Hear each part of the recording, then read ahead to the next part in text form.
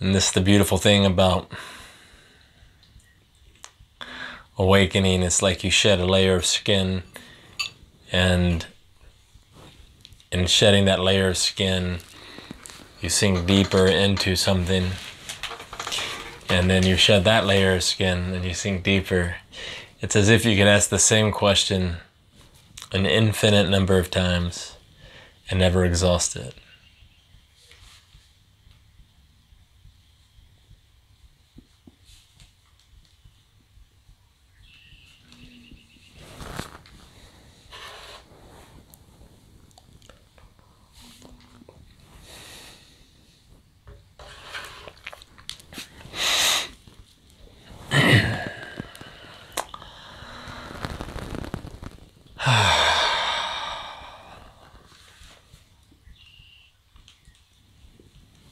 I want to encourage you guys as I share tonight, to open yourself up to new levels of this reality, okay? To greater degrees of this freedom. It's for freedom's sake that you were set free. And yet, who is the one that was set free? The one who was set free is the one who knew bondage. But was this one even real? Was the self that knew bondage even real?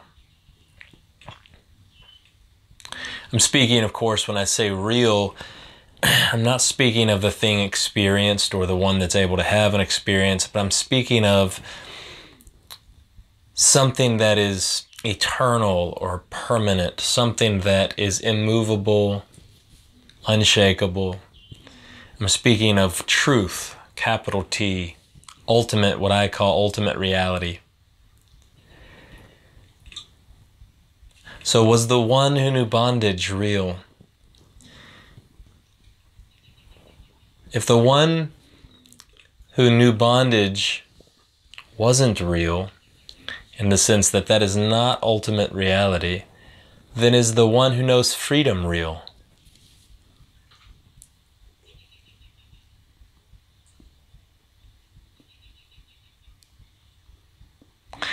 See, freedom, the word freedom means an exemption.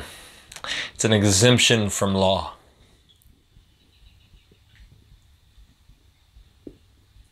If you are exempt from law, then there still is law.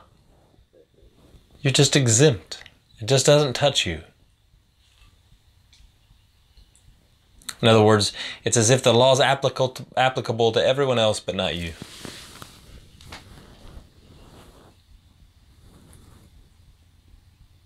Wouldn't that be right?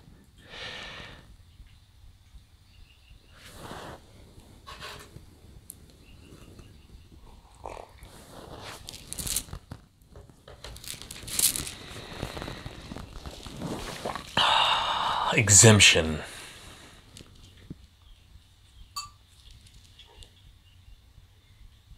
Let's use a different word. Let's use immune.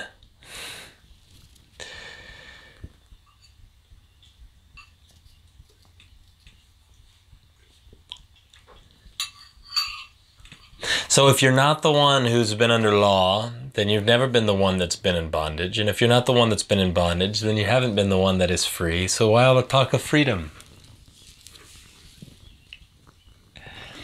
That we talk of freedom, I speak of freedom because I understand that if you're playing on the playground, but you are still conscious of something other than your true nature, or identifying in something other than your true nature, that you won't have fun playing on the playground.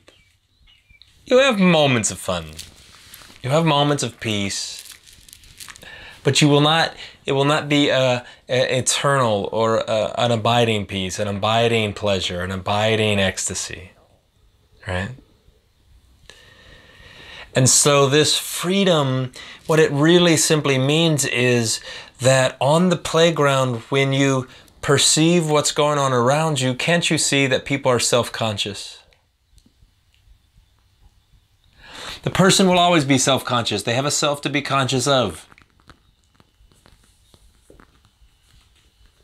Have you ever been self-conscious?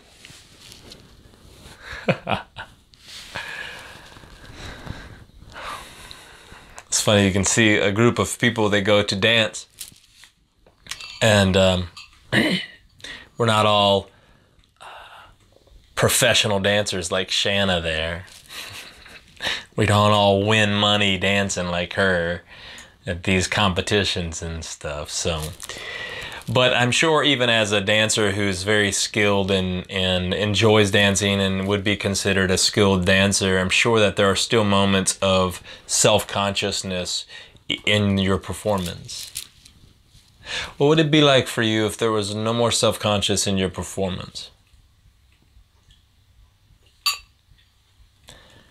How radically would that increase the level of performance? I'm sure you've experienced that. You call that a flow state, or being in the zone where all of a sudden everything is tuned out and you're just in it and no one else is around you. Their stares aren't penetrating your skull anymore. Their thoughts aren't penetrating you.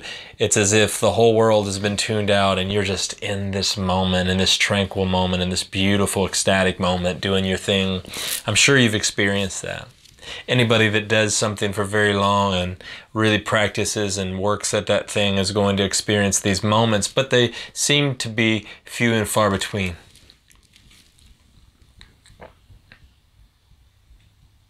You have a group of people that go dance just to have fun, right? If you're going out to a club to dance, or you're going to wherever, you're just going to dance to have fun. Isn't that correct?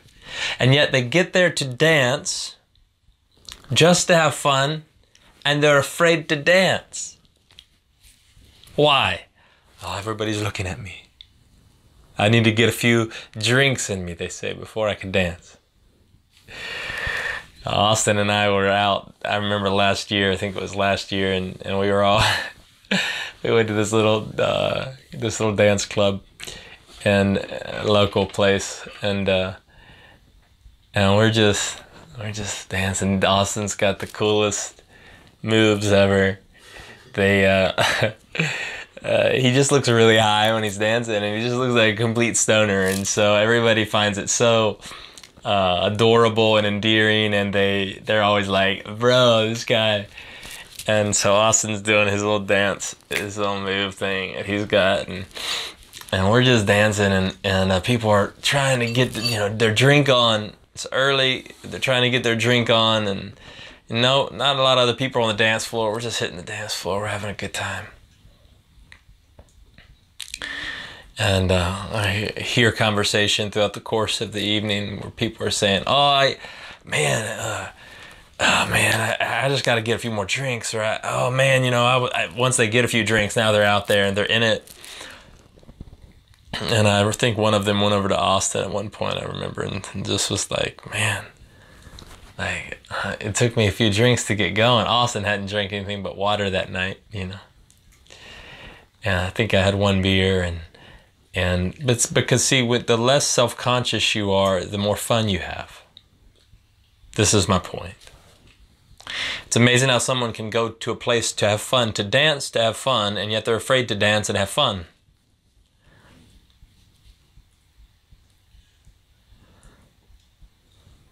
Isn't that pretty wild, isn't it?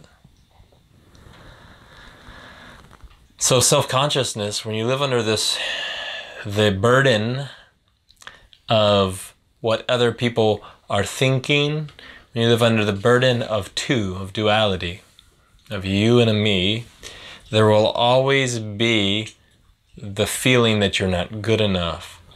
There will always be the feeling that that you are being judged. You do realize that if there is only one, there is no judgment.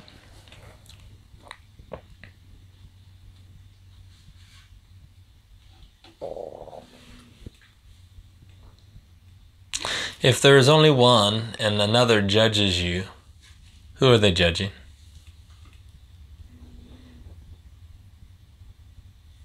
themselves.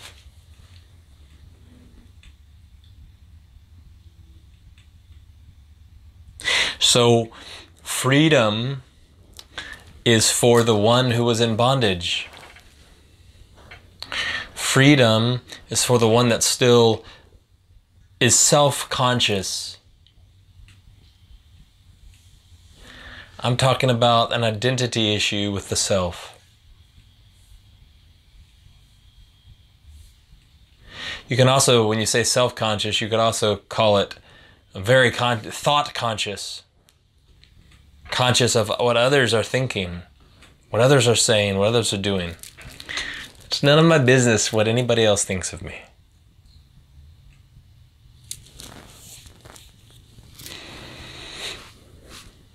When you make it your business what somebody else thinks of you, you immediately place yourself in bondage. You immediately limit the expression of love that you are to them. You immediately cap whatever expression might come out the next time the two manifestations are together in one geographic location. If I have thoughts towards Dean, and whatever thoughts they are, if I have thoughts towards Dean and I make a judgment towards Dean, the next time I see Dean, those thoughts will interrupt or interfere. If somebody comes to me and said, "Hey, did you hear what Dean said about you?" My response when people say, "Hey, did you hear what so-and-so said about you?" I say, "I don't care. I do not care. You're welcome to talk about them and whatever. If they want to share it with me, they'll come talk to me. I don't care." But if I were to entertain that and they come and they say, "Silas, did you hear what Dean had to say?" And I said, No, what do you have to say? And they said, "Oh, well, Silas, he was saying all this stuff about you." Even if I choose to not make a judgment, I'm not going to judge him. If I allow that to kind of hang out in the background of my thoughts, the background of my mind, the next time I see Dean, what do you think will come? He comes to embrace me. Do you think I would give him a wholehearted embrace as one? Or do you think I would feel separate in some way?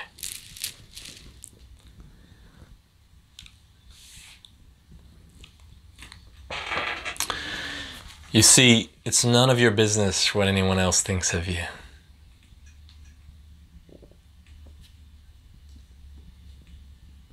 I tell people constantly, it's none of my business what others think of me. It's none of my business what I think of them.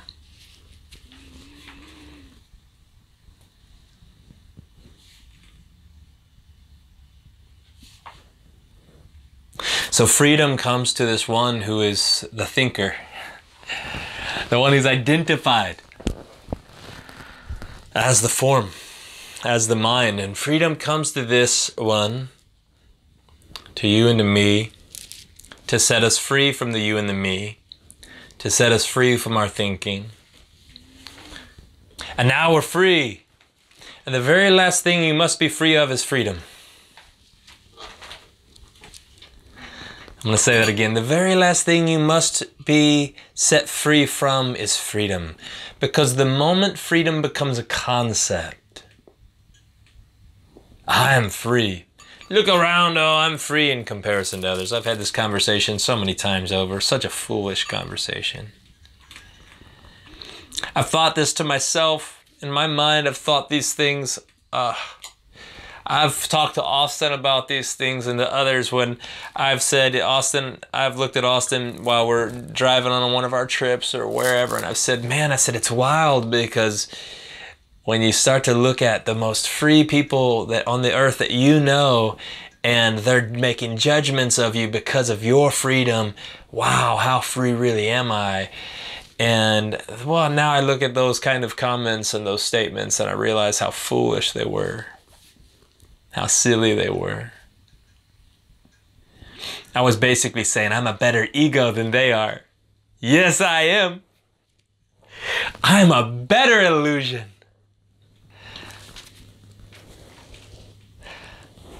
My illusionary freedom is way bigger than theirs. This is what we do, isn't it?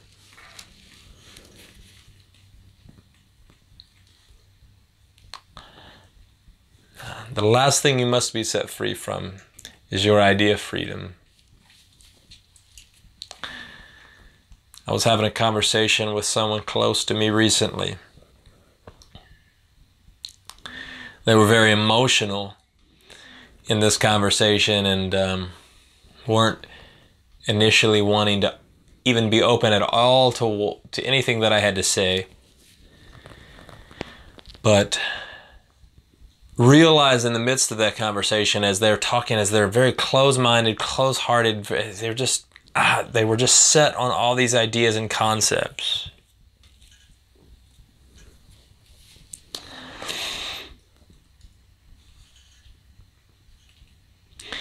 And it was a realization, I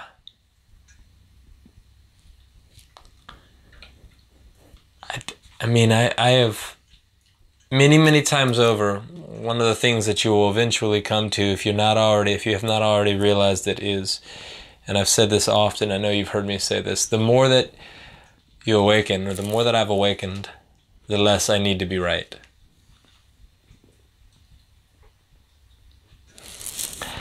And I found myself looking at this other individual I was having this conversation with, again, very close to me.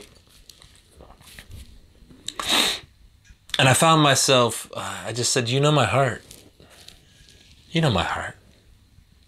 I said, I see you. You have a beautiful heart. I see you. I'm so thankful for your passion and your zeal for Christianity and your passion and your love for the church and your love for Jesus and the way that, I love it. It's beautiful. I said, and just because what I'm saying you don't understand, I said, I want to encourage you to at least see my heart. You know my heart. Just know my heart. I can trust your heart, that I see your heart, that you ultimately, even if I were to recognize that the motivation is very egoic, all religious systems are. But the heart is so beautiful in it, in that it just wants to pursue, it wants to have, it wants to hold, it wants others to be able to behold this Jesus that they behold. That's beautiful. Misunderstood, misguided, there's many things that you could say about it, but it's beautiful. And so I just looked at her and I said, just know my heart. I love Jesus too. We're one.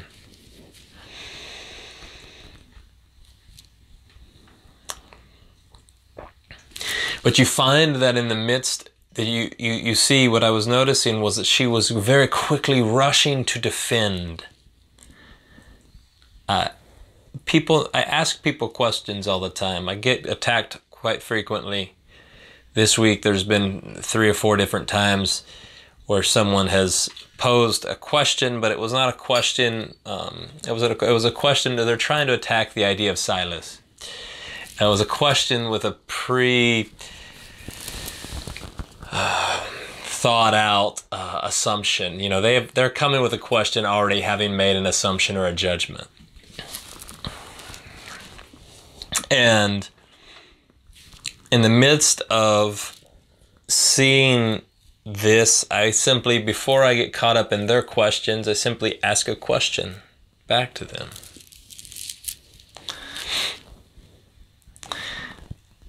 And don't you know, they never answer my questions.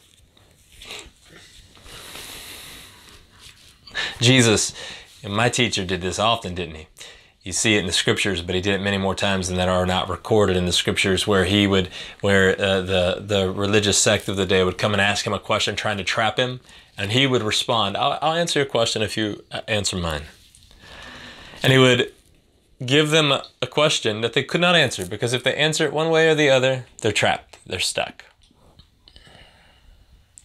For instance, I was receiving a message, and it was started with a Facebook thread, and then it was a message of, it went a little bit deeper, but I was receiving a guy who was basically telling me that I was perverse and wrong for taking a picture with my shirt off and showing the progress that I've made in the creation. Of course, he clearly doesn't know me, right, Kevin? Like, if you're going to make that statement to me, you clearly don't know me at all. And I was like, bro, are you serious? I said, I don't know this person at all. Like, I've had one conversation with him. And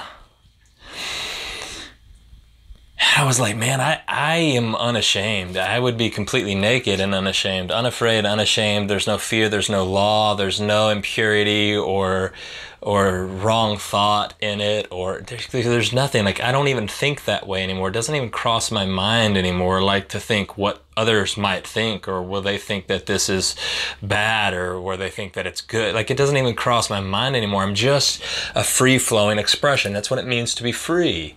You just express yourself. There's not a reason for the expression. If there's a reason for the expression, you're still living out of a place of decision. You're still living out of the mind. There doesn't have to be a reason for the expression. Beth will often ask me, well, why did you do that, you know? Well, she used to ask it much more than she does now. Now she's just like, okay. But she used to ask quite a bit, you know, well, why did you do that? Especially things that she didn't understand, things that I might do that she didn't understand. Well, I walk up to somebody, just kiss them right on the mouth. And she, well, why did you kiss? How'd you have to kiss them on the mouth? I don't understand why you know. And I would say, I don't know. I don't know why I did it. Oh, but you gotta have a reason for it. No, I don't have to have a reason for it. You know, there doesn't have to be a reason, because you're not having to function out of the place of decision making, which is a fruit of the mind. You don't have to be led by the mind anymore. He who is in spirit or led by spirit is no longer under law, is no longer being led by the mind, but now is able to employ the mind as his servant instead of allowing the mind to be his master. You are never meant to be led by your mind. You are meant to be as spirit. Listen to me very carefully right now. You are not meant to be led by spirit. Only the form can be led by spirit. You are spirit. You are one with spirit. The form follows you.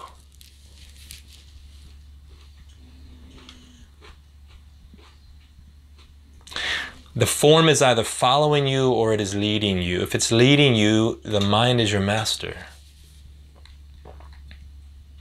What I mean by leading you is if you have this feeling, I got to do this, I need this. This is what a drug addict or an alcoholic or a sex addict or someone, they're having to get something. They're being led by their form, aren't they? The form, the body, the mind is forcing them into this state of, I feel that I need this, I have to have this, I must have this. Same thing that someone addicted to their work, or someone addicted to their husband or their wife or significant other, another person, son, daughter. Same thing. It's an attachment that you're led by. But see, the form follows the spirit. Jesus, the form, was led by the spirit into the desert. The presence goes before the form because it is everywhere. This is who you are. It's not that you're not part of the form or the form is not part of you, because it came forth from you. It's still one. The energy that is the form has come forth from you, so you're still one with it. I'm not making a distinction here saying there are two things. I'm simply wanting to reveal what the ultimate reality is so that you can see clearly the distinction in your mind, not so that you can try to make a distinction in actuality. Are you with me? Do you understand? Let's practice this. I know you seem very contemplative, probably because of my monotone voice at this moment, but let's practice this one more time. We have a small group here today. Let's practice this. This means yes, and this means no. Let's just practice, okay? Everybody shake your head this way, yes. And now this way, this means no. Okay, you got it? Okay. If you don't shake your head, I'm going to assume you do not understand, and I'm going to come right to you. Okay. All right, so I'm going to call right on you if you don't shake your head.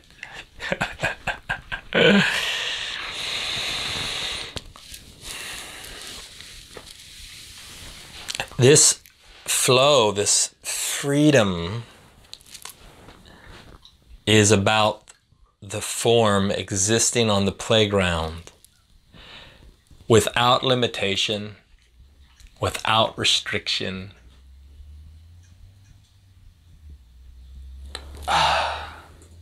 Just perfect freedom.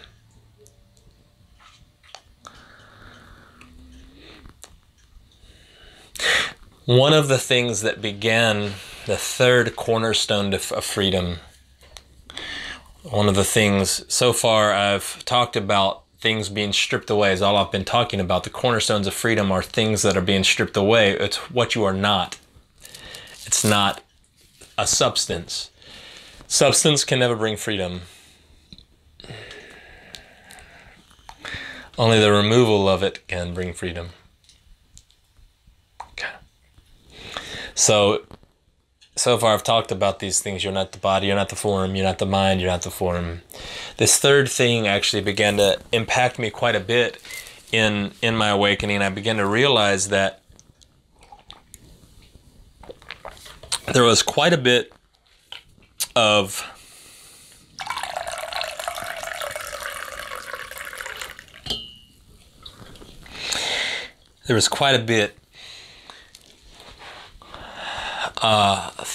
there are many things that I was still hanging on to. And, as you awaken, you continually see things that you are still hanging on to. And you're like, oh, man. But the thing is, when you begin to realize who you truly are, the truth sets you free. When you begin to realize who you truly are, you're quick to let them go. You're not clutching them anymore. See, ego clutches. Spirits, I don't want this idea. You have it, take it, Take it. Not hanging on to anything. Having no need. Having no want. Having just perfect abandon. Perfect freedom. But I was, as these layers continually, as I was shedding layer upon layer upon layer of the persona, of the personality, of the ego, these things that I had been clutching to, I began to realize that ego, who I believed that I was hanging on to, was still there, and it was still hanging on to quite a bit. Matter of fact, I can remember the revelation came when I really realized I had been crucified with Christ, Dean. And this whole grace idea, this whole co-crucifixion with Christ theology began to overtake me. And I was on fire with this idea, with this theology. But it was more than just theology to me. It was a revelation. The problem was what revelation, again, is meant to strip away. And what I had actually done with that thing was I actually grabbed a hold of it. So the revelation came to strip away the I, to strip away part of the I, to strip away part of the identity. And yet what I did was I grabbed the hold of the revelation. So it stripped away part of the identity, but I grabbed the revelation. Now I was attached, so it was as if it was a give and a take. You come and take one thing from me, but I'm going to take this from you. And so what I did, Austin, was I actually grabbed the hold of the idea, the concept of being co-crucified with Christ, and I hung on to that like basically for an identity. And when I would teach co-crucifixion with Christ, I would oftentimes encounter debates with others. People would say, oh, no, that's not what it means. And I would say, yes, it does. And I would quote the scriptures, and I would reveal things, and I would argue my case, my point, defend anything that needs to be defended. Listen closely.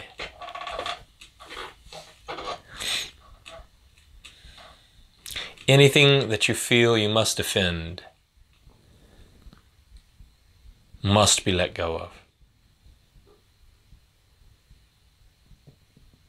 Anytime there is a feeling that I need to defend this, a feeling of if you're still capable of feeling attacked, or there have even been moments where in these when people have attacked, that my heart rate began to rise.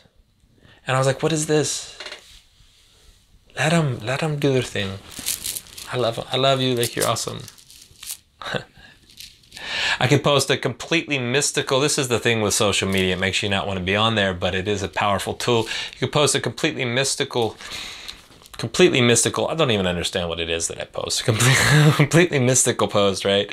And somebody goes on and they share something that I don't even understand how it relates to what I shared or, you know, what it is, but they go on and they post this long thing and they're trying to start something and you're just like, you don't even know who they are, you know, and you're like, but you don't know quite what to say in those moments. You just, but it's quite easy to immediately try to share, this is what I mean, or this is the revelation that I've come to, or this is, and who is the one doing this? This is the I, the ego, that has hung on to a concept. Singularity is not a concept that can be hung on to. Essence, I use the word quite a bit, is not a concept that can be hung on to. The reason why I use essence more than spirit is because spirit has been conceptualized in people's mind more than the word essence has been. I'm not quite sure how you conceptualize spirit, but we've done it. We do it with all of our language and all of our words, don't we? Christ, when I say Christ, we're changing the language in some of these websites and stuff, because when I say Christ, people immediately think I'm a Christian. I'm not talking about Jesus when I say Christ. Was Jesus the Christ? Absolutely. So are you. And so we're wanting to change the language, and the thing about it is, and the thing that strikes me as funny is Jesus has actually come to me and appeared to me and visited me, and actually as a unique expression of the same divinity has come and taught me and shared with me. And so I feel like I probably know him very well, and yet not well enough. And yet most individuals that claim to love him and be Christians have never been encountered by Jesus. They don't know him in that way. They just know about him. Right? So you go, and it's real quick. You can be real quick to immediately kind of launch into this defense mode of what I know, of what I've experienced. This is the you that is not free. This is the you that is still hanging on to a concept, an idea of who you are.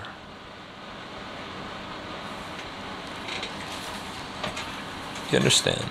So what actually began to happen was, just to go back to my story, here I am, I'm hanging, Laura, I'm clinging to this grace theology. I was clinging to this idea of co-crucifixion and co-resurrection,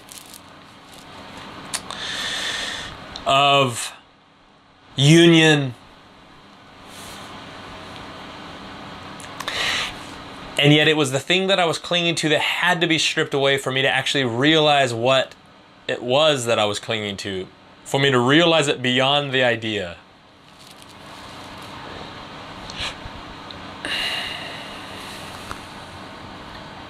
There are lots of people that speak on union, but see, the person does not know union.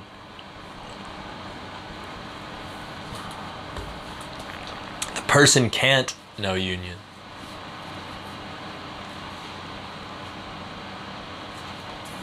Only the true self can. Only spirit can. The person will always feel divided and separate, won't they? The person will always feel that there's a you and a me.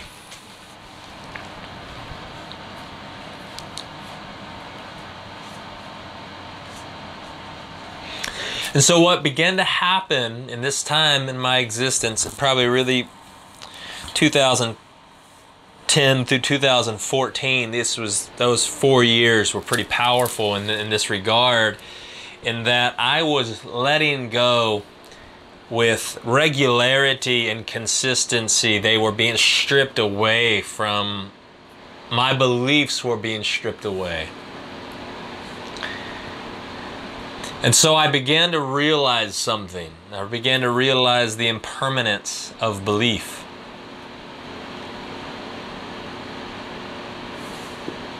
For instance, how many of you would raise your hand and say, I could recognize that my beliefs have shifted and changed dramatically over the years? That I do not believe exactly the same today that I did 10 years ago. Would you raise your hand? Would you be willing to say yes to that? So your beliefs along the way, 10 years ago, whatever beliefs you held to then at that point in your life, did you ever feel the need to defend those beliefs? Yes, you did.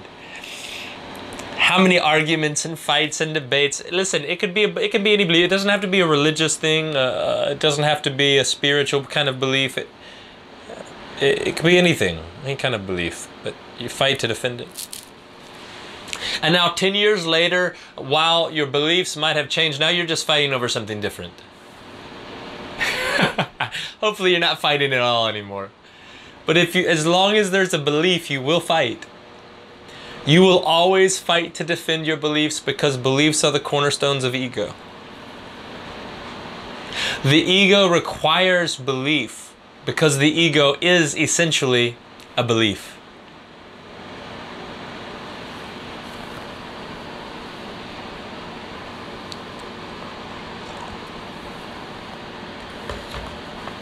Instead of playing in the form we identified as it, essence identified as it, instead of playing in the form, playing in the avatar, experiencing it, having fun in it, enjoying it, living it up and partying in the avatar, you look in the mirror and begin to believe in it. Identify in it. Because now it wasn't me and me, now it was me and you.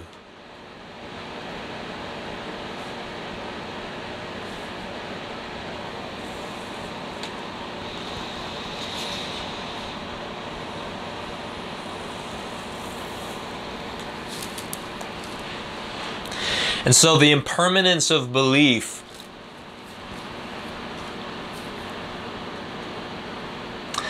when I realized that all belief, that there was not a single belief that I had ever had that was an eternal belief.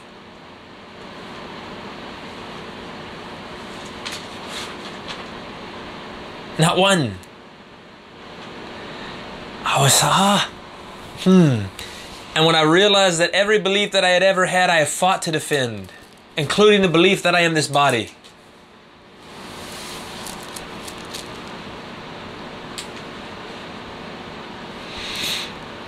Shame is the result of a belief.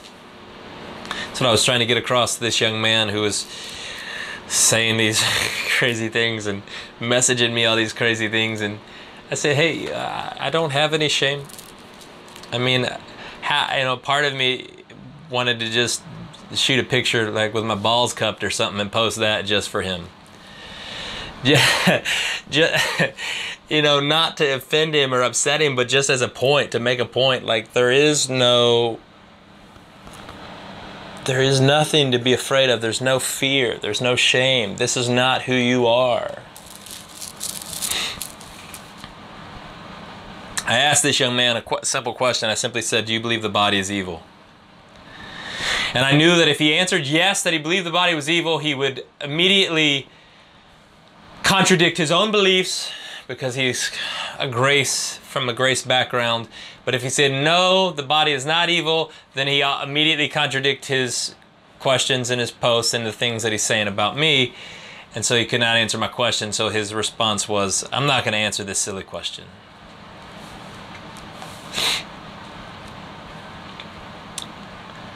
I was hoping that he would recognize in it that he had believed in something that's not true.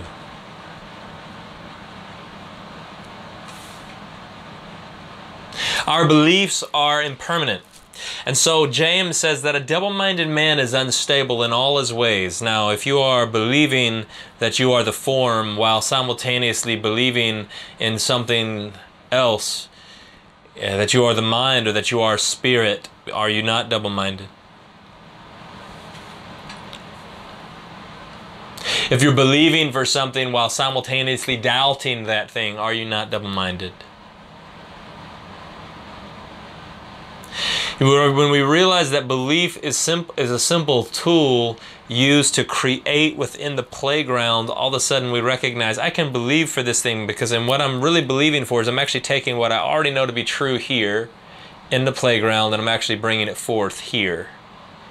I'm bringing it forth in manifestation. That's all belief is for. It's for the form, and it's for the avatar. It is a function of the avatar, a function of the form, and for the playground, in the playground. That's all belief is. It requires no belief for you to know who you are.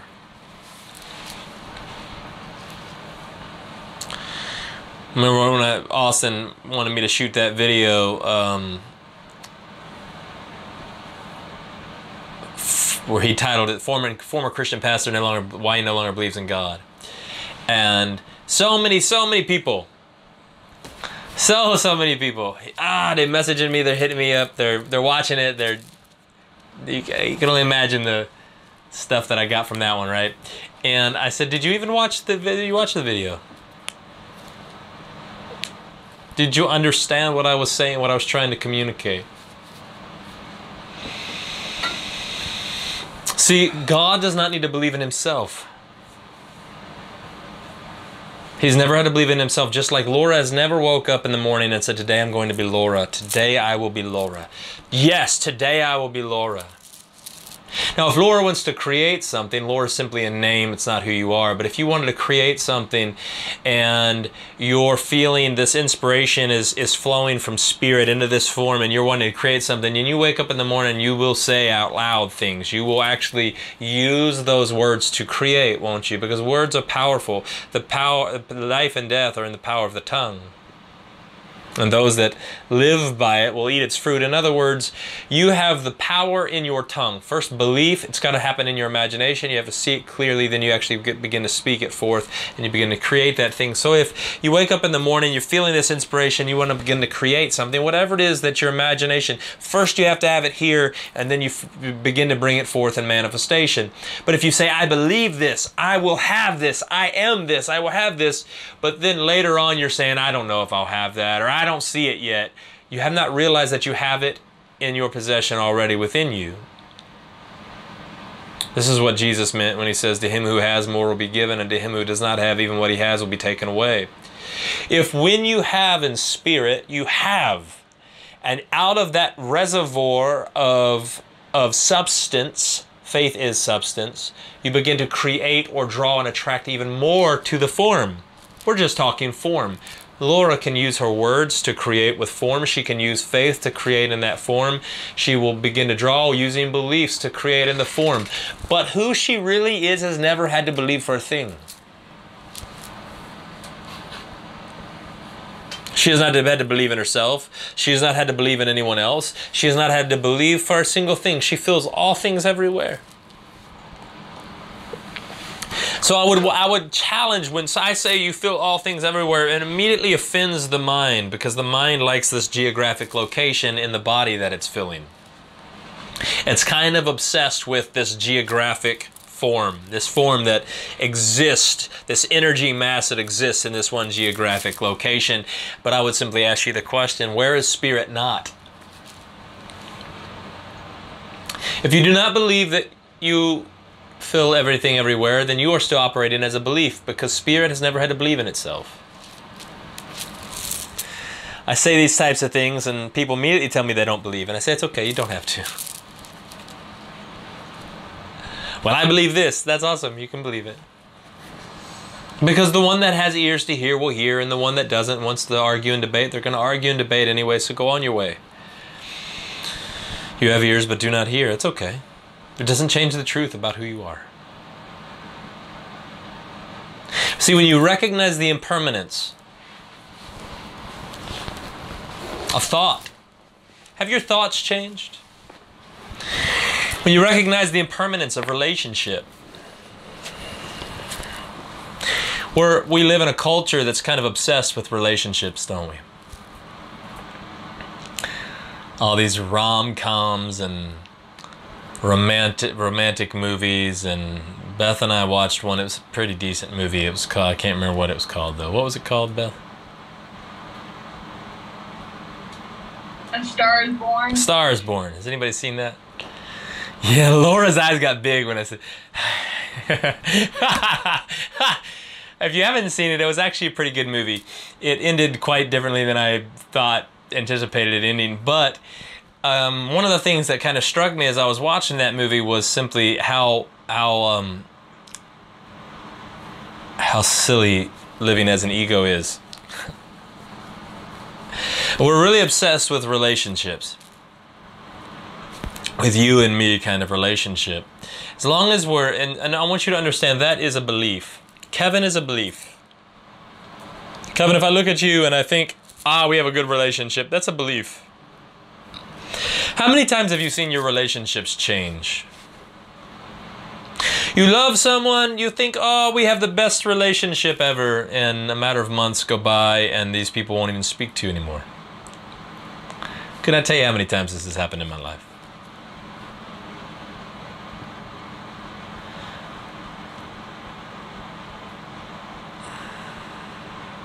What happened? It's impermanent. And the one thing you need to understand that I think will go a long way for you to understand what I began to understand in that time frame between 2010 and 2014 as all these labels and identities and beliefs were being shed from my existence was this. The one thing that I came to understand in that was that what was impermanent was not real. The relationship was not real.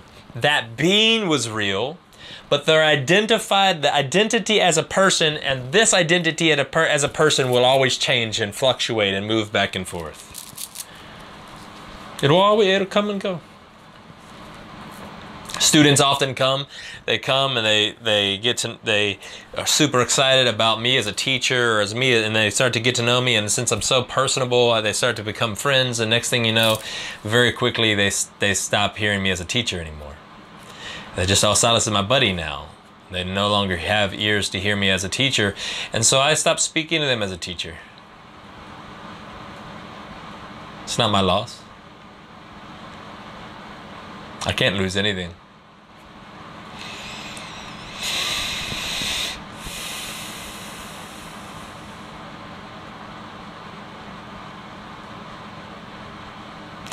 I'm saying that because the nature that is that relationship comes and goes.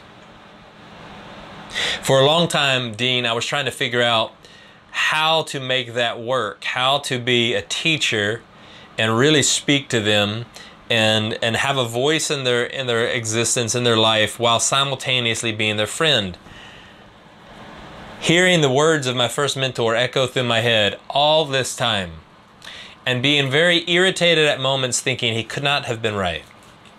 Because what my first mentor said to me when I was 17 years old, he was my pastor and mentor, and we would get together and he was mentoring me, and he was ultimately grooming me, wanting me to take over the church that I had been at since I was 3 years old.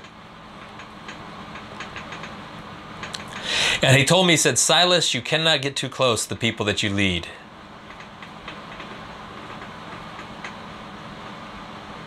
I was preparing a message, and in this message that I was preparing, I was getting ready to preach, and in this, he was wanting me to share it with him, and I was sharing with him all the things that I was going to preach. He said, oh, no, you can't say these things. No. And I said, well, why not? I'm like sharing from my heart. He says, you cannot talk about those things, man. You will lose, like, I know you're just being vulnerable and talking from your heart, but no one will respect you if you share the intimate details of your life. Like, people will stop respecting you. You have to have a certain... And he said, you cannot get close to the people that you lead. And from that day all the way until whenever it was that Silas disappeared, I was really living with this distaste in my mouth, because I was thinking to myself, he was right. Kevin, I thought to myself constantly, there's no way he was right, because I remember leaving that mentorship meeting saying, I will never do that. I will never keep myself at a distance from the people that I love and the people that I'm pouring myself into. I will not do that. I will stay vulnerable, and I will stay wide open, and I will share all of myself with them. But you watch as people come and they go. And they stop respecting you as a teacher, regardless of what you're manifesting in your life. You can manifest absolute perfect peace and perfect joy and live in perfect harmony, but they don't see it's the way that they see you changes. Now, I'm sharing a personal story right now with you, but you could reflect right now and I want you to make it personal, if we're going to use that word. There have been many a times in your existence that you, let's just say a significant other, or maybe it was a sexual relationship or an intimate relationship, and you know this person really well, and it's hot, and it's intimate, and it's like, steamy, oh my God. And then like months go by, and a couple years go by, and now it's not so much hot and steamy. Now it's kind of blah. The same thing happened there that I'm talking about with students, and same thing. You got to know each other. Familiarity breeds contempt, they say.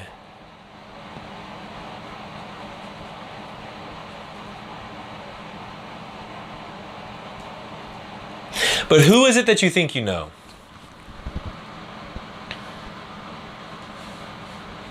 All you're doing is you're disconnecting yourself from the past of them. And they are disconnecting themselves from the past you. Instead of bothering to get to know, truly see one another in this moment, I see you. To truly see one another. You're just seeing who they were. So busy in your mind, you cannot be present enough to see the one that's right in front of you. The reason I share that with you is for this one simple truth. The students, the name of that, the nature of those relationships come and they go. And what I've realized was students become friends. Awesome, they're friends. I've had students become friends, and friends become, well, now they're some enemies. Like somehow they've decided they want to destroy my life. I don't understand. You can go for it because I don't have a life to destroy. But I just smile and this is great. I love you. Because what I've realized was this. It's impermanent. They are eternal. I am eternal. We are one eternal spirit. But the nature of these unique manifestations is impermanent. There's an impermanence to it, isn't there?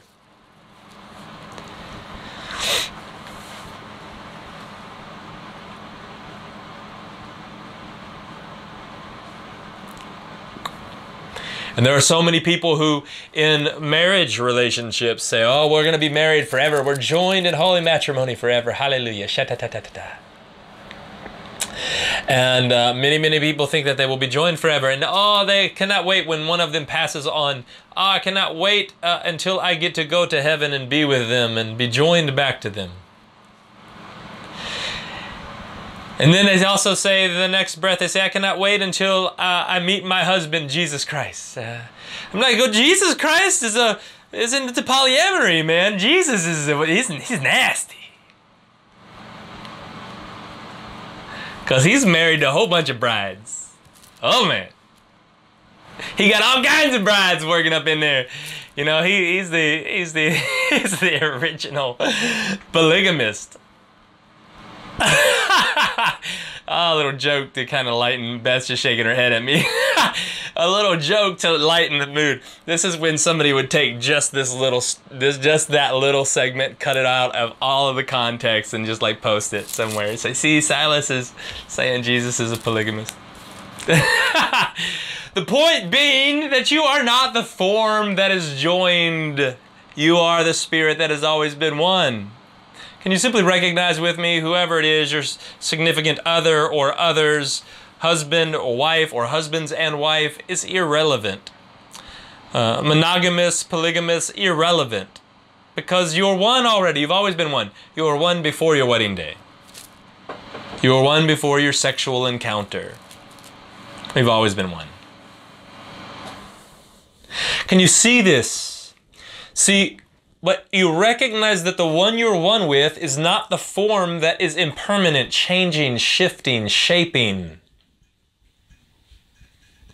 Forms change. But who you are is changing in this way, just increase, transformation, transfiguration. And in the realization of the Spirit, now the form, you are one. Now the form is as if you will being pickled or saturated in the essence that you are. Every cell of this body is filled with myself. And so it is being pickled in the truth or the ultimate reality of essence, which means it is now being transfigured according to the mind that is renewed in this essence. And so we can do what we want with this form. But recognize this, the way that the energy connects, that might come and that might go, there might be a shifting, there might be a change there. It's okay. Because all relationships are impermanent, because relationships are about two individuals. Anytime somebody says to me, I'm not about religion, hallelujah, I'm about relationship. Literally just the other day my mom told me that. Well, I don't believe in that religion, I believe in relationship. I said, oh, good, Mom, good. This is great. This is great. And I just understand that where there are two, there will always be the need for relationship. But where there is one, there is no need for relationship. I have known Laura since the beginning of time and before. Dean and I have been one for all of eternity. I do not need to get to know him. To know him. I would only want to get to know that form and what that and to get to know that form, I'd be knowing what it's been through, but what it's been through and what it has past tense experience does not define it. That's why I say all the time, to know someone, to know about someone will only interfere with you knowing them.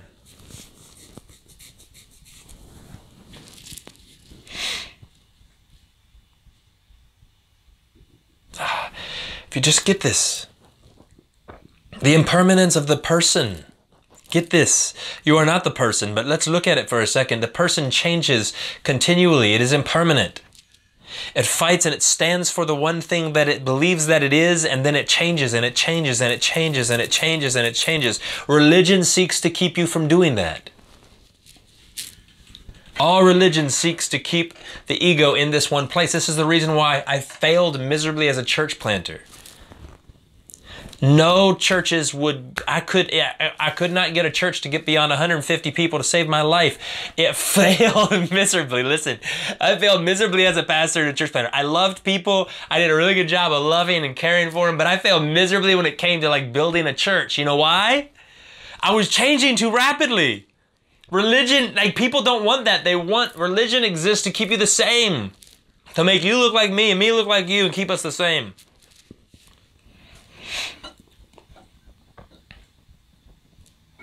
The person is impermanent. It's just a role that you're playing. What you believe, though, will definitely imprison you. If you believe that you are the role that you've been playing, then you're imprisoned as the person. The person has become a prison instead of a role, instead of an experienced experience. Instead of a perceptional vehicle, it has now become a prison.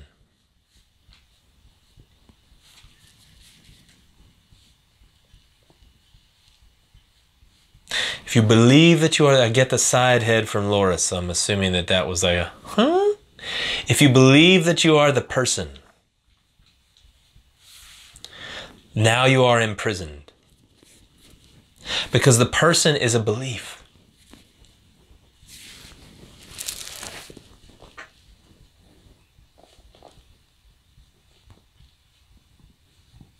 I do not know how many times Beth has said to me, I don't even know who you are. You're not the man that I married. You are not, I don't even know who you are. Like in past, it's been quite some time since she said it to me, but in the past she struggled. I mean, it was because it was so much change, so constant change, and she would really struggle with, who are you? Like, I don't even know who you are. What is this? You're not even the man that I fell in love with. I don't even know. I love you, but you're not the one that I fell in love with. So what do I do with this?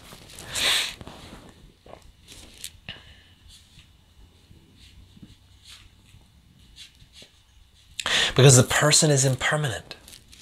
It's just a role. You're playing a role. You're playing a part. You're enjoying. Enjoy it. Have fun in it. The moment you identify in it, you get lost.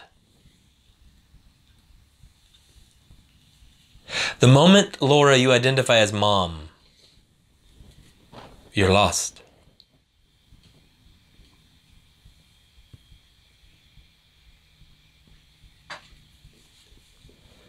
The moment Dean identifies as heterosexual, he's lost.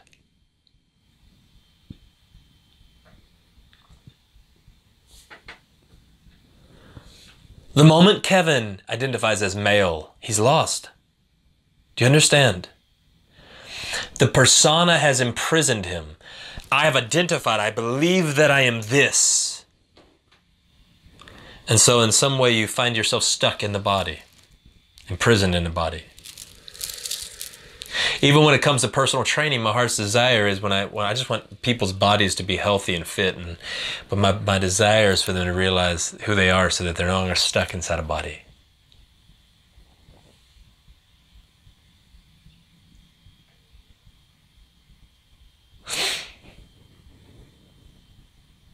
Because it's really easy to get stuck inside a body.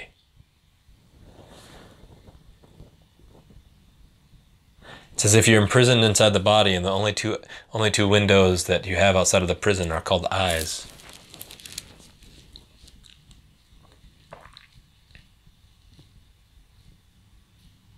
And yet seeing you do not see.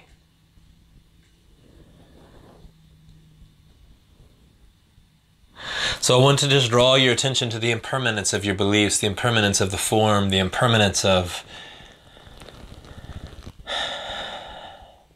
the person.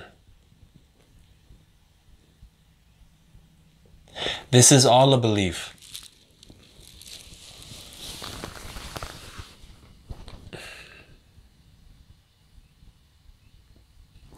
I seek to answer the question for people, who am I?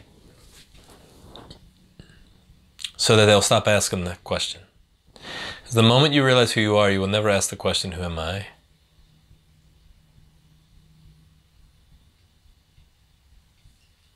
Because there is no I.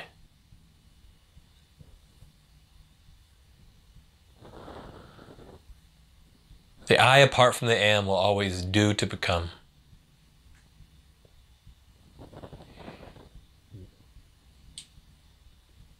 But the I am does because it is. The I am effortlessly manifests in the body to express what has always been, and yet what? It's all play. It's all 100% play. It's simple. Very, very simple, very, very easy. What happens in the form and what happens in relationships and whatever they are, they come and they go. What happens with your children, what happens with work, what happens in all of these situations that seem to move humanity and create quite a bit of disturbance in their mind and in their heart. All of those things are illusions. They're nothing. They're literally no thing. Because the body and the mind and all these things around us was meant to play in. It was an energy field, an energetic canvas, an energetic field meant to play in. And yet we've turned it into a battleground. We've turned it into something that we've identified in. And we've missed the point. This is the reason why when I say you are not all these things, you say, well, what is the point of these things? The point of these things is for your fun, for you to enjoy, for you to play, for you to be an expression of what you truly are, of the essence of the love that you truly are, to be that expression. This body is just an expression of love, an expression of peace. But the moment I am identifies as a body, as the form, as Silas and the story and the narrative that is Silas. Now, all of that is a belief.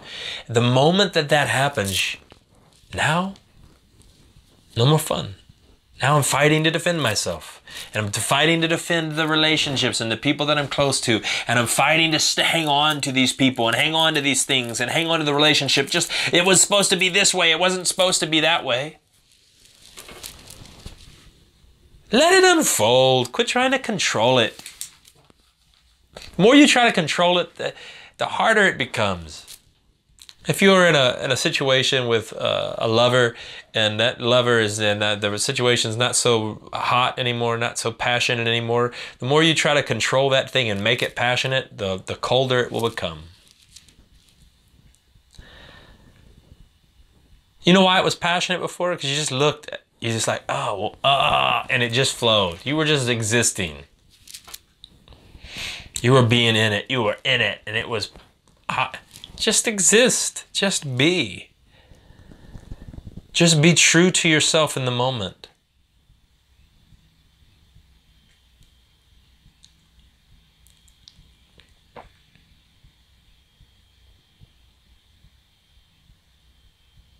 Don't let your beliefs hinder being the expression that you're meant to be.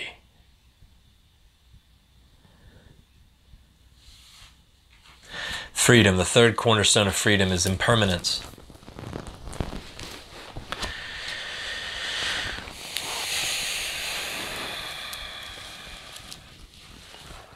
It's impermanence.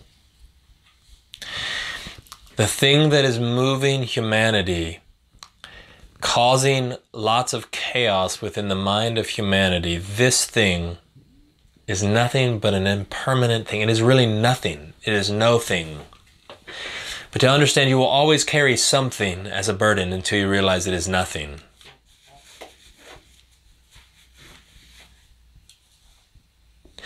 Can you realize with me that only something can carry something, but nothing cannot carry something?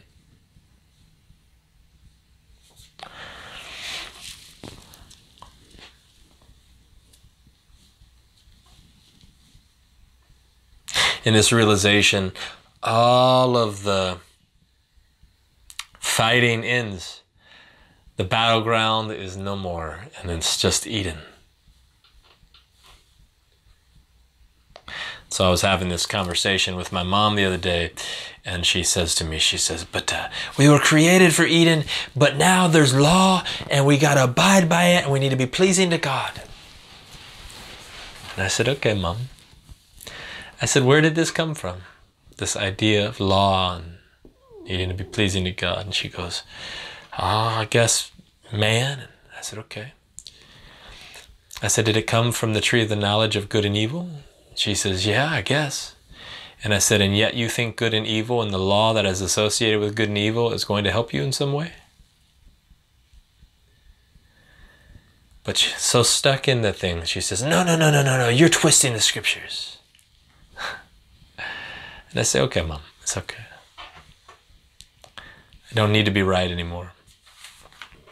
You can believe it. I love your heart, Mom. I love your heart.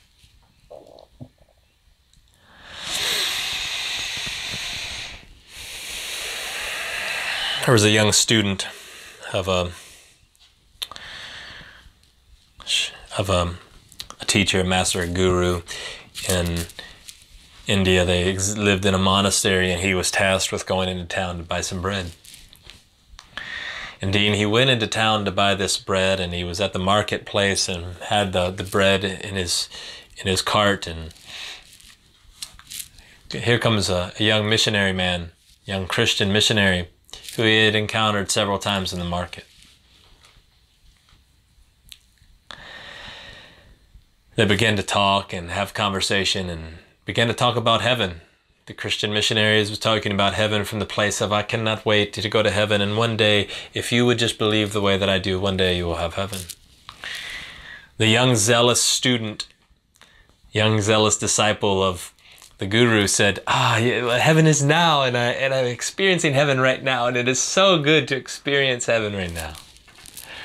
The conversation of heaven quickly led into also a conversation of hell, and the Christian bringing up hell said, but you got to believe a certain way to make sure you don't go to hell.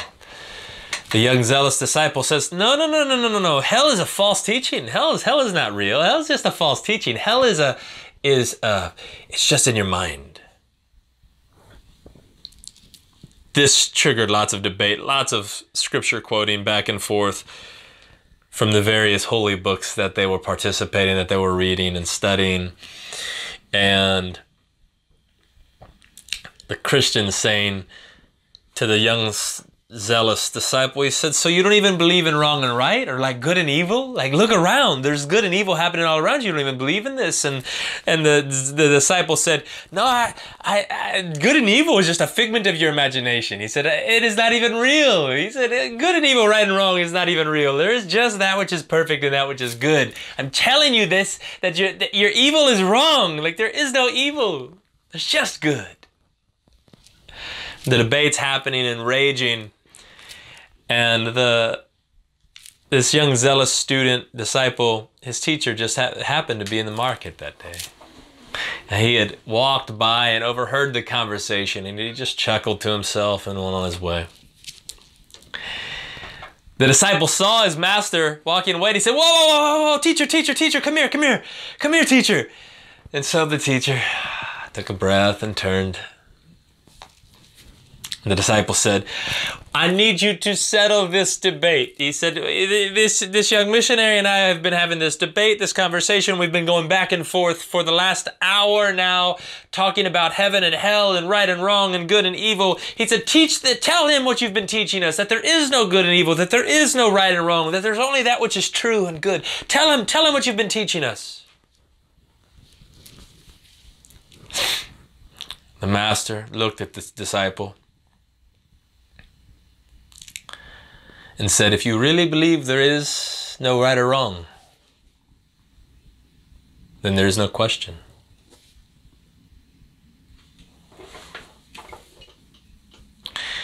He said, if you really believe there is no right or wrong, then why are you fighting so hard to be right?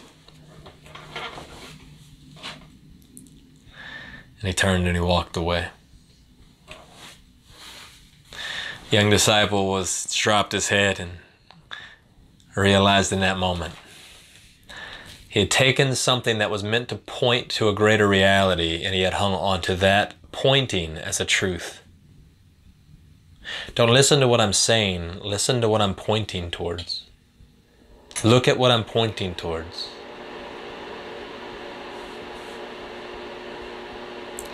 I'll tell you one more story and then I'll wrap up and open up for some questions. A teacher was out walking. He would often go out with his dog. He would walk his dog through the fields and he would throw sticks to his dog. His dog would fetch the sticks and bring them back to his owner. Well, one day he was out with a student walking. And the sun was setting, the moon was rising. He's walking with a stick. Dog fetches a stick, brings it to the teacher throws a stick to the dog fetches the stick, brings it back to the teacher. The student and the teacher are talking during this, having interaction during this course of throwing the stick to the dog. This was a very bright student who was getting a bit frustrated with his teacher. He was getting a bit frustrated, and he actually wanted to go on this walk with his teacher because he wanted to call his teacher out because he realized some inconsistency in his teachings. He realized that there was a little bit of hypocrisy, not in his action, but in his teachings. He would say one thing and mean one thing, but then he would also say another, and it seemed to contradict one another. And so he was as smart and as bright and as intelligent as he was going to make sure that the teacher understood, and he was going to call out the teacher. And so he begins to call out the teacher in this way. The teacher throws the stick to the dog. The dog fetches the stick and brings it back. And the teacher looked at his disciple, looked at his student after being called out by him, and he said, "Don't be like my dog."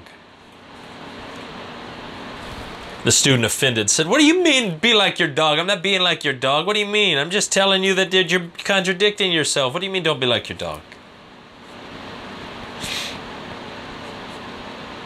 And he said, "Don't be like my dog." He said, looked at his dog and he said, "Go fetch me the moon."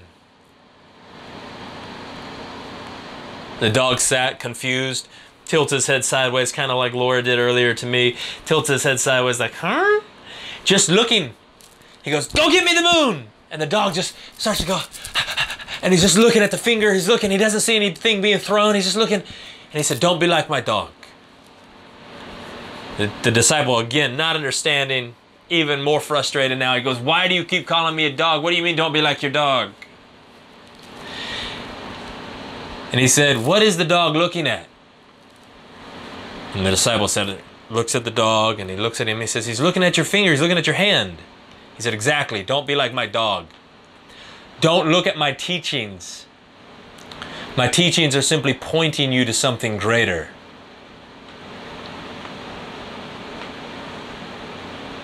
Don't be like my dog.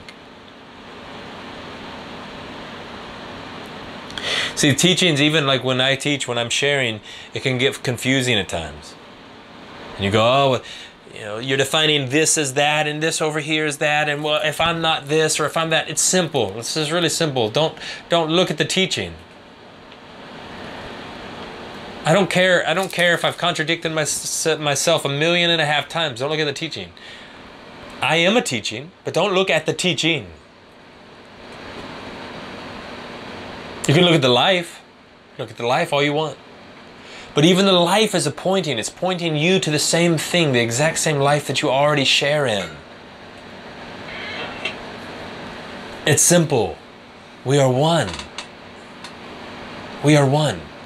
The only thing that has ever divided us is our beliefs, is the impermanent nature of belief and identity. When we rise beyond those beliefs and beyond those egoic identities, the prison that is personhood is gone. It no longer exists for you. And now, instead of there being a person, an ego, and a spirit, there is just spirit. And even your body, even the avatar, is just the manifestation or the animation of spirit in free-flowing, fluid form. It is simply the manifestation and expression of love. This is all it is. And it is beautiful and it is wonderful, so don't confuse things. There's that which is ultimate reality, and there's the playground that we fill. This is how simple it all is. For you to be free on the playground, you must realize the truth of who you are, that you are beyond it, and yet feel it. That you are both as it and not as it. You are both everywhere and nowhere. And as long as you're trying to figure that out, I just said you're both everywhere and nowhere, the mind would immediately go, "Silas is a nut. He's crazy." People are always, I have people messaging Beth quite often. She had some friends message her the other day, and it's like, "Has Silas lost his mind?" Yes, I lost my mind. Yes.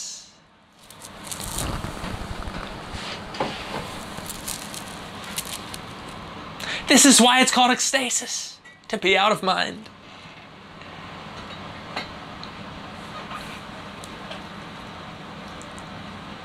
And I always would just ask them, I say, "Okay, if being in your right mind, is it working for you? Because you seem pretty miserable." I am not miserable.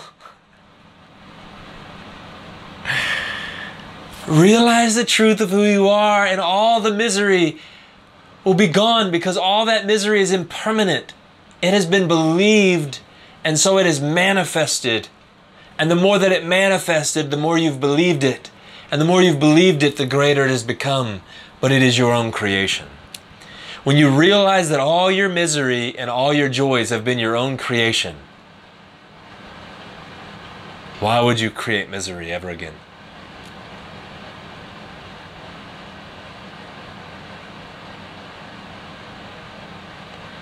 Impermanence. Why would you ever get in a fight again over a belief, over temporal love or manifestation of love, or over the form?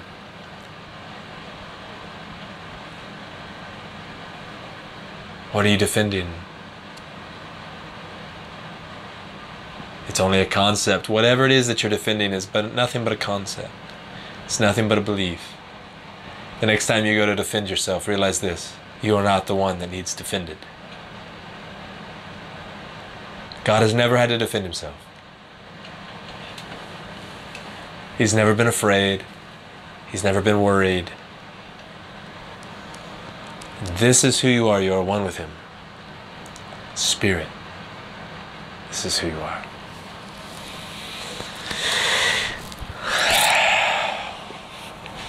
Let's open up, have some questions, comments. Kevin, go ahead. I have 3 friends. Uh-huh. Kevin, and Kevin. And, you know, I know I'm at a good place because it just doesn't compute in my mind. And it's so contradictory to everything that's around me. So I know I'm yet one with everyone, yet there seems to be a lot of distance in people's minds towards me, or a caution, which is fine, because I shouldn't be concerned about that.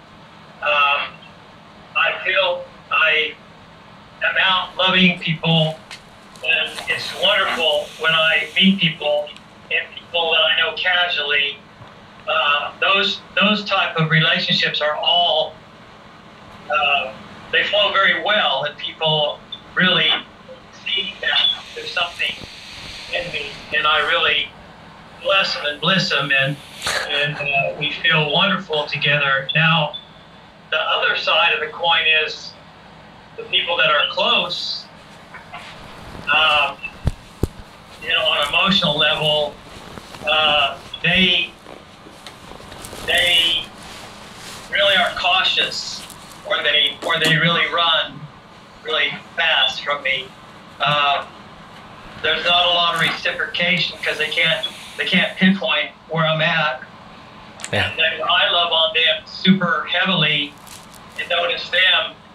That's not even, and I get excited about them. That's not even enough for a reciprocation. Not that I should really expect that, but I feel as though I'm like constantly loving and pouring out, and my reward is just that, because I can't really say a whole lot in conversation. If I do, they'll try to fight or say stuff. So I just have to be, you know. And it's really a crazy deal. I'm finding pleasure in it, yet it's disturbing to the old way I was functioning. Uh-huh. And, so it's just an observation that I have. I've never been more a part of everyone, and I've never been more alone. Sure. You know, either, which is I know that's where I'm supposed to be. Yeah. And I'm just going to be open to whatever happens next. I'll keep meeting people and loving on them and scaring the hell out of them, I guess. Scaring them, freaking them out. And I mean, it's all natural. It's supernatural, but it's all natural. And they not understand, but and I don't expect them to. Yeah. So it's just the way it is. Yeah. It's impossible for the ego to understand the spirit. The spirit is the spirit and the ego it's impossible. And I had a lady this past week reach out again, kind of in anger, saying, so you go to strip clubs and do ministry or whatever. And I was like, well, no, I wouldn't call it ministry. I mean, yeah, I don't know what she was like, you do structured ministry? And I was like, no, I wouldn't call it that. And she goes, oh, well, I know. You're just going, what are you just going for, have a good time? And I was like, well, yeah. And I didn't bother to even explain myself because I knew she couldn't comprehend. Yeah, I'm just going for a good time. Well, you're just going for the show? And I was like, well, I'm not sure you are. If you want to talk to me about it, I'd be happy to talk with you about it. But I don't think you're going to comprehend. In the same place, you just be. Being is enough. I don't have to say one thing. Just being is enough. You're there. There's light. Where she goes, well, no, there is darkness. You're going to dark places. No. The moment you're there, it becomes light. And so I understand. Sometimes it can feel alone. It can feel lonely. But realize even the one that's feeling lonely in that place isn't you. It's not exactly. You. And I'll be out and I'll be loving on people, and if I see somebody that I'm attracted to that I know defined as being gay, I'll say, damn, you're freaking hot, and I don't make it all about, but I really see the person first, but yet I want them to know too that, hey, I mean business here too, and so I really am very expressive. What? And it doesn't really it even frightens the guys who are super sexual, I even frighten them. Like you think, I come on very loving and very intimate, and very strong, and very, I want to kiss you right now. And sure, I'm just unaffected, and it's all about love. I don't really care that much about the acts of sexuality, but I would enjoy them, and I do want to really know the person, and be close, and touch, and so, sure. I'll just keep on doing it. Like if I dance, there's all kind of reaction, or all kinds of that guy's weird, or if there's a sexual reaction, great, I love it, because I've never been able to stir someone like that, and so in that way anyway. Yeah. Especially since I'm older, to me it's phenomenal because of my age. So they have no idea. So it's just a fun playground. That's it. Yeah. I'm just gonna I'm just gonna live and just see what happens next. I mean, not really hope, but just whatever, Yeah. There's no next. There's just the unfolding of this moment, and that's the thing. You just be on the playground. Just be, and whatever's flowing from you from that form. See, I'm flowing from your form just as you're flowing from my form. And when you're truly, as we're realizing who we are, people are awakening to who we are, then freedom exists on the playground. When freedom exists on the playground, it's going to scare some, it's going to freak some out, but ultimately it's going to offend some, unintentionally. I don't intentionally seek to offend anyone.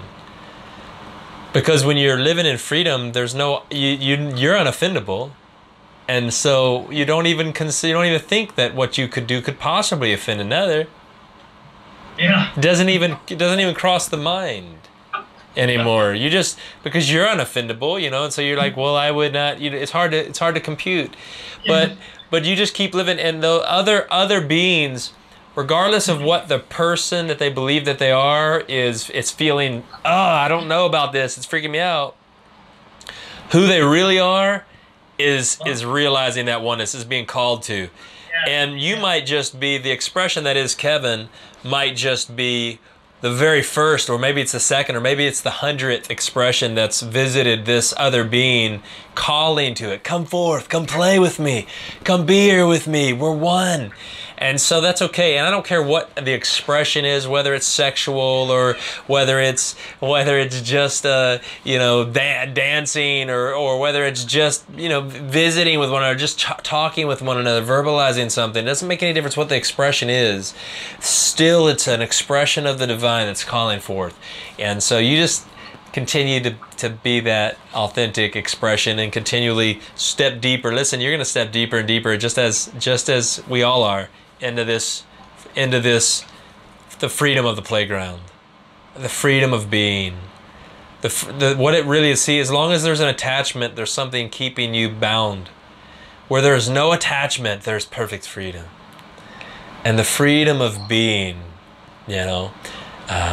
is something very few people understand, because even if you're talking about in a relationship or even a sexual relationship, Kevin, it's hard for someone to understand that you could love them and express yourself and be passionate about who they are, and yet look at another 10 minutes later and also be passionate about them and be like, oh my God, you see this person, and look at this other and be like, do you see them? Wow, they're so amazing, they're so beautiful. Well, I thought you were about me. No, yeah, I am.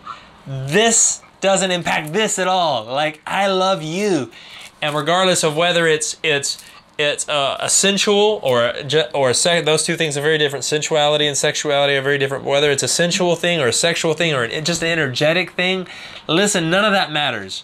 It's still, we're just one. And the person's never going to understand that. They don't need to. Because you're not speaking to the person. Your manifestation is not speaking to the person. It's speaking to the essence that they truly are. Yeah. So, I'm my end. Yeah. Good comments. Good comments.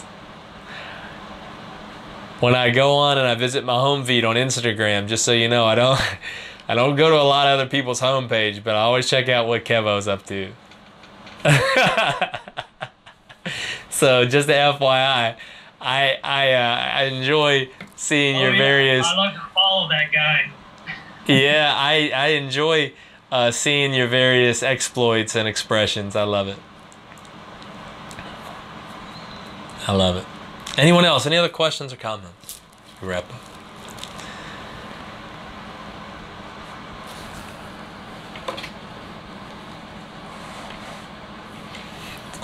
Please take your time. Single file line here, one at a time.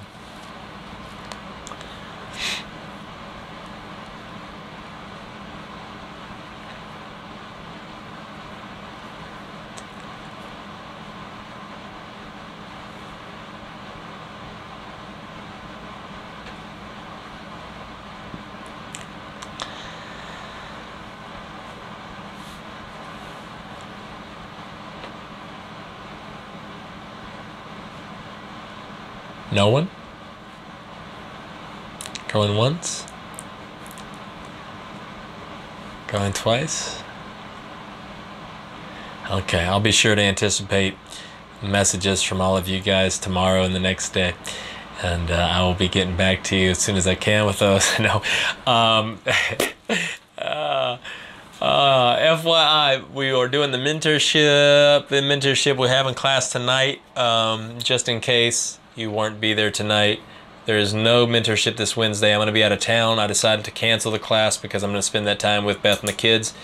I was going to do class anyway, but I just decided to cancel it. So the mentorship on Wednesday night, but there is class still tonight. So what we're going to do is give us about 15 minutes or so. We'll get started right after 9, just a few minutes after 9 with that. And then next Sunday, we'll wrap up the Freedom Intensive. I'll talk to you guys about the 4th cornerstone, but I would encourage you guys to come with questions, because I'm also going to be doing a sat song. I get asked questions daily from people all over the world. I encourage you guys to come with questions, reflect upon what's been said, and then as you're reflecting and meditating on what's been said, allow it to really saturate in it, and let it peel away, let it begin to strip away something, and dive into that thing, asking questions for yourself. And then bring those questions that we might talk about them.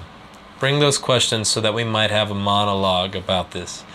Because if that's where you are, that's what you need. This is not about right or wrong, or about being in a higher place than another. There's none of that. There's just where you are. Recognizing where you are, being where you are, and flowing from that place of where you are. That's all there is. And as I've said to many times in various sat songs, ask the question. I don't care if you have to ask the question 10 million times to me. Ask the question. I will continue to answer the question. And there will be a moment when you realize it. The last thing you should do is this. Well, I don't get this. I don't understand it. So I'm going to stop asking the question. Don't ever do that. Don't ever do that.